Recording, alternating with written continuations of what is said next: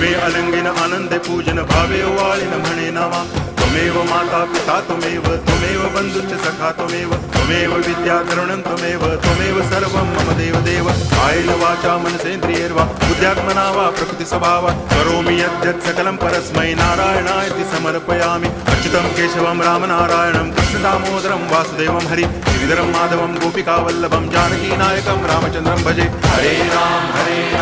Ram Ram Hare Hare Hare Krishna Krishna Krishna